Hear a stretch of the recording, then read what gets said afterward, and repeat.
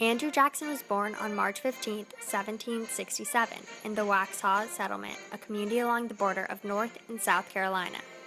During the Revolutionary War, he fought in the American Irregulars alongside his brother Robert. After his admission to the bar in 1787, he accepted an offer to serve as a public prosecutor with its seat in Nashville, Tennessee.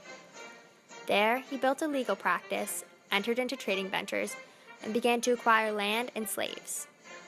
Jackson's rise in Tennessee politics was meteoric, attesting to his strength of character. Sometime later, he had success as a militia commander and became famous in the Battle of New Orleans. From then on is history.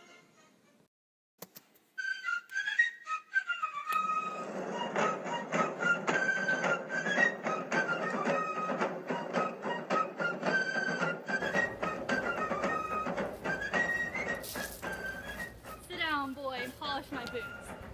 No. Bloody hell, you'll regret the day you defied British control.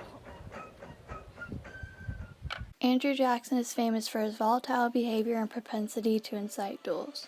One of his most famous duels was against Charles Dickinson over a horse race. Dickinson shot Jackson in the chest, but unfazed, Jackson proceeded to mortally wound Dickinson. So we meet again. Are you still cheating at horse races? That race was truthful. I did not cheat during that. You should never falsely accuse me again.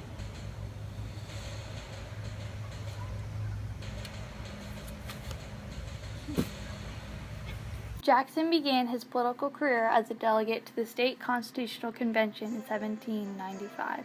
Then he became Tennessee's first congressman, and then a senator. He soon resigned as senator to take a job as judge of Tennessee's Superior Court. He had a quiet political career until he decided to run for president. His first attempt to run for office was in 1824. During this time, there were no clear parties with 5 candidates.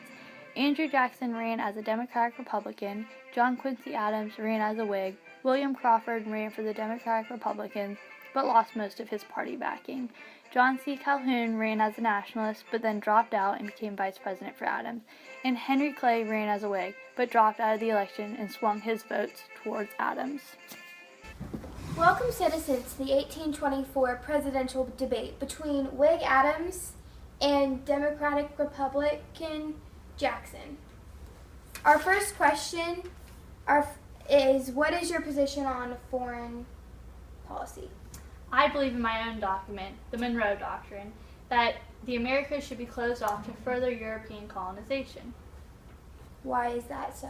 Because I believe that we are our own sovereign, independent nation, and I uphold the freedom of our neighboring sovereign nations, and therefore I do not endorse European colonization.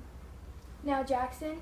I agree with Adams on this point of view of foreign policy. We are a strong, independent nation and endorse other sovereign nations to pursue these aspirations.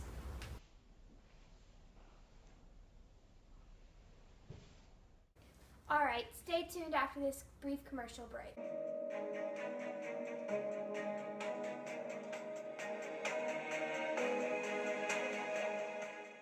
While many Americans are under the impression that Jackson is for the common man, in reality, he will not fight for you, he will fight against you. Just off to the bank. What are you doing? I'm just exercising my American right to use the bank. By endorsing the bank, you're hurting every other American citizen. I challenge you to a duel. But I don't have a gun. Oh. Now that, my fellow Americans, is why you should not vote for your enemy, but your friend, John Quincy Adams. I, Henry Clay, approve this message. This is blasphemy. How dare you defile my name and make these false accusations? We're only trying to protect the nation with true statements. Calm down, boys. Let's move on before a duel breaks out.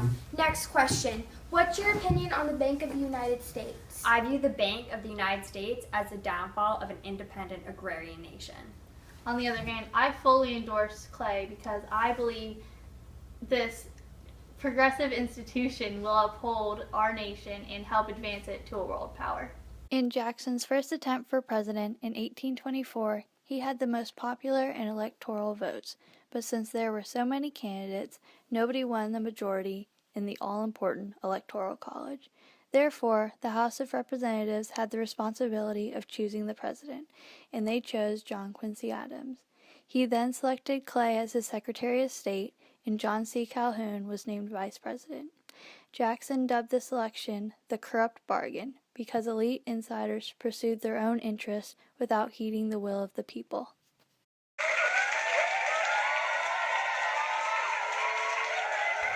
Oh, hi there. It's your president, Andrew Jackson, coming to you live. I just want to give you a little public service announcement.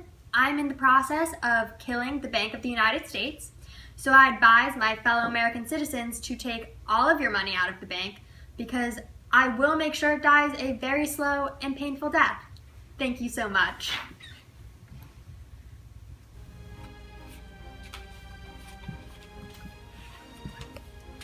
So long. I've never been a fan.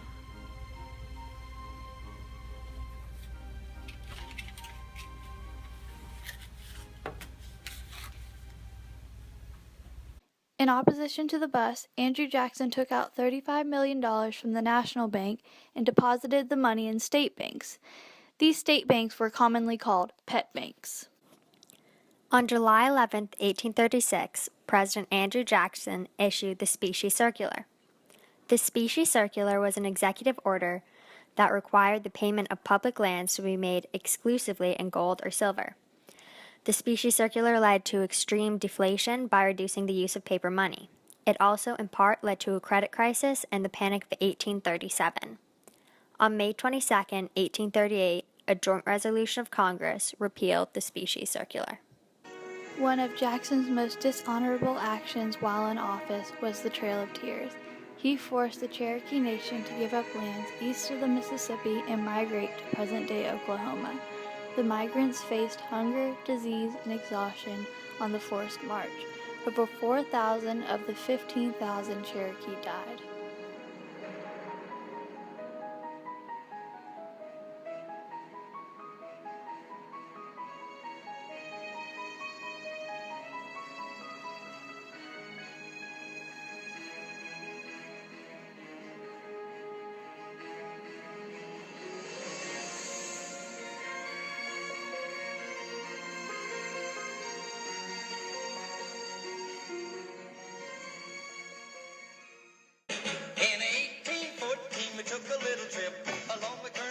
Down the mighty Mississippi.